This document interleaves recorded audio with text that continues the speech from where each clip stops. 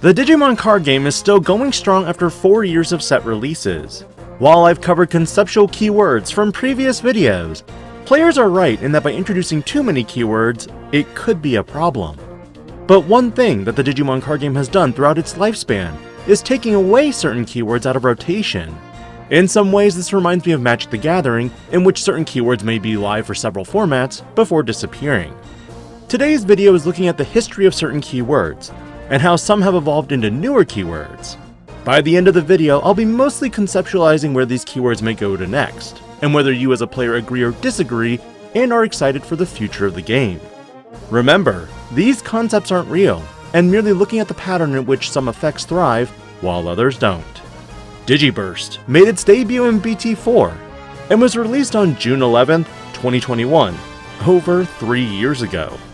This effect allowed you to trash your Digivolution sources to activate powerful effects for your Digimon at the time. Take BT4 Rise Greymon for example.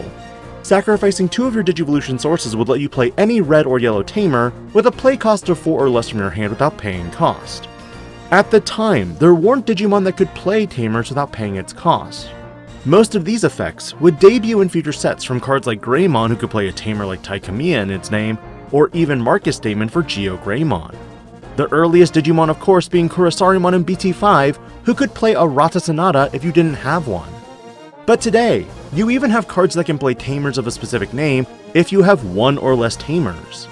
Tangent aside, Digiburst had several members throughout the data squad lines of Agumon, Lalamon, and Galmon, even gifting some members in the form of Sonorizumon, Ghostmon, and Harrismon as well. But the last member would make its debut in BT7 with Rasenmon, and since then, over 13 sets later, there has not been a single Digimon with Digiburst as a keyword. The closest return to this keyword would be revealed with last week's spoilers for EX8 Chains of Liberation, in the form of Fragment. Proganomon and Pyramidimon would be the first members for this new keyword, and is a keyword that when this Digimon would be deleted, by trashing the number of Digivolution sources next to Fragment, it prevents that Digimon from being deleted, whether it be by battle or card effect.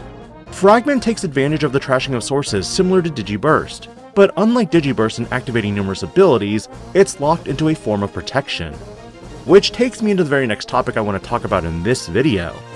Protection in the Digimon card game used to be very basic, the earliest kinds of protection being the locked behind power option cards, like a delicate plan if you wanted to avoid option security effects, or even giving yourself a Digimon that could not be DP reduced and prevented itself from being bounced to the hand or deck.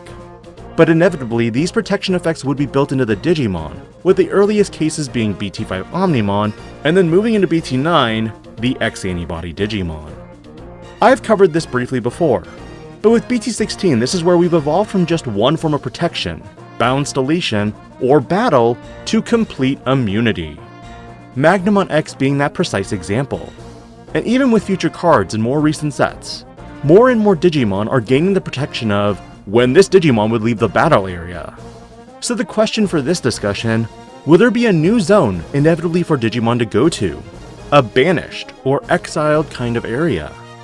Bandai has already played around with this exact kind of effect as well, most notably with Arrested Ramon Superior Mode and tucking Digimon under another Digimon, or even Chaos Degradation, which sends Digimon to security.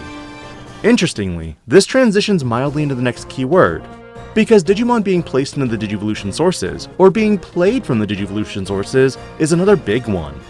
With Kaiser Nail being the opener for this discussion, it made sense that inevitably Digimon would be gifted the ability to play Digimon from the sources by their own effect. Even Metal Garurumon from BT1 was one of the earliest ones. But with the casual level 4 or lower, Aegisdramon got the severe bump up at giving you a vaster net to play from. And with the more recent release of Decode, I'm currently sitting in a corner, wondering whether Encode will be the reverse of Decode and sucks Digimon back into the sources. In regards to De-Digivolve, this powerful keyword has very minimal ways to get around it. But interestingly, for a long time I felt that De-Digivolving needed more, because while it does set your opponent back on the stack, sometimes they can just attack with that Digimon for gain. But this is where Bandai has drastically improved De-Digivolve, because now you have effects like Vicomon Ace, who can prevent Digimon from being suspended. You have cards that can De-Digivolve, then target Digimon of specific play costs and delete them. But my personal favorite are cards like Lord Nightmon X, because you can De-Digivolve and then prevent that Digimon from Digivolving until the end of their turn. Locking them out of their own ace can be a big brain play. But for the last keyword evolution discussion for today's video, I honestly just want to talk about Blitz in general. Since BT4, some Digimon have been given the ability to attack when your opponent has one or more memory. The first example, of course, going to Chaosmon. Chaosmon's only caveat was that it could only attack an opponent's Digimon, meaning if there was no valid target, this would fail to activate if your opponent's board was empty. But with Omnimon, this would be an upgrade in that you could either target either player or Digimon when digivolving. The only caveat for the most part was that this effect was predominantly only when digivolving, meaning Blitz had a one-time trigger and went to waste at times if you kept it to your turn. It was also extremely easy to nullify with cards like Venusmon who can prevent you from activating when digivolving effects.